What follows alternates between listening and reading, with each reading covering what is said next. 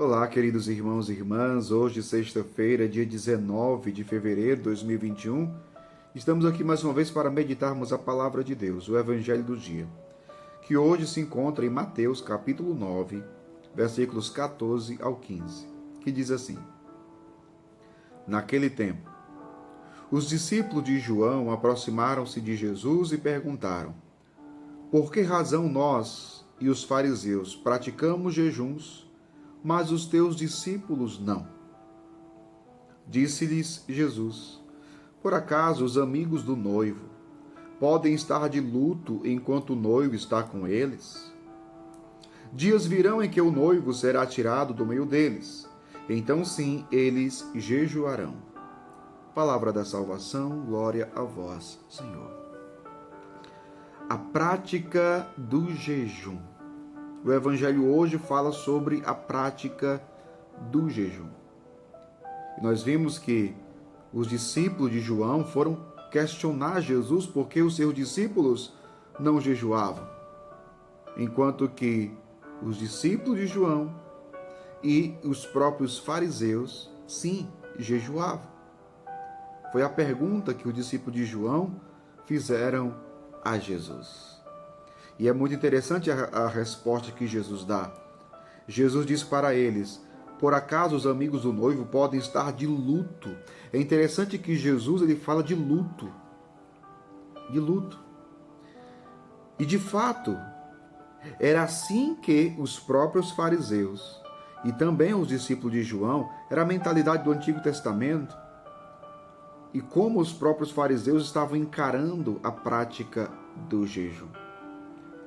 Quando eles jejuavam, eles tinham uma aparência de tristeza, como se estivessem de luto. Como se estivessem de luto. Vocês lembram do Evangelho da quarta-feira de cinzas? Quando Jesus criticava os fariseus e chamava de hipócritas quando jejuavam. Por quê? Porque quando eles jejuavam, eles ficavam com o rosto triste, para mostrar aos homens que eles estavam jejuando.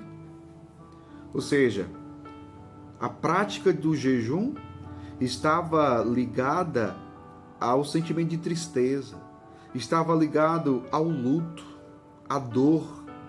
Se vivia o jejum com muita dor, com aparência de dor, com aparência de tristeza, como se tivesse de luto. E é por isso que Jesus fala assim: por acaso os amigos do noivo podem estar de luto enquanto o noivo está com eles? Quem é o noivo? É Jesus. É Jesus o noivo. Que os próprios fariseus e alguns discípulos de João não foram capazes de reconhecê-lo. Não reconheceram como Messias, não reconheceram como Filho de Deus. E por isso não foram capazes de se alegrar pela presença do Cristo, o Salvador. Ou seja, tinha uma prática religiosa, mas a prática religiosa que já vinha desde o Antigo Testamento no povo de Israel não foi capaz de levá-los a Jesus. Isso nos faz pensar em nós hoje, meu povo. A importância do jejum é incontestável. Hoje precisamos jejuar, sim, e há várias formas de se fazer o jejum. Há várias formas de se praticar o jejum, e não uma só. E não uma só. Mas como é que nós vivemos o jejum? Como é que nós praticamos o jejum? Será que quando nós jejuamos, nós também alimentamos aquela aparência de dor, de luto, de tristeza? Ou melhor, poderíamos nos perguntar também: a que deve nos levar a prática do jejum? E aqui eu falo de jejum porque o Evangelho está falando sobre jejum. Mas aqui nós poderíamos falar de uma forma abrangente sobre as práticas religiosas. Porque tudo aquilo que é prática religiosa tem um objetivo.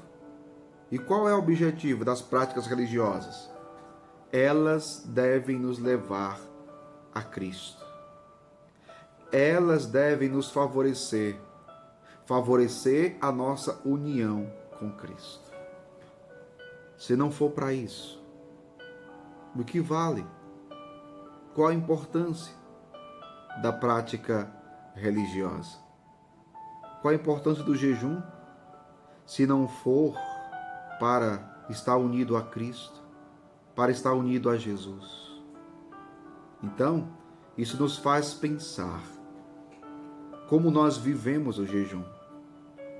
O jejum que fazemos tem nos levado a uma maior união e amizade com Cristo? Ou simplesmente é uma prática religiosa vazia? Pensemos nisso. Que Deus abençoe você. Em nome do Pai, do Filho e do Espírito Santo. Amém.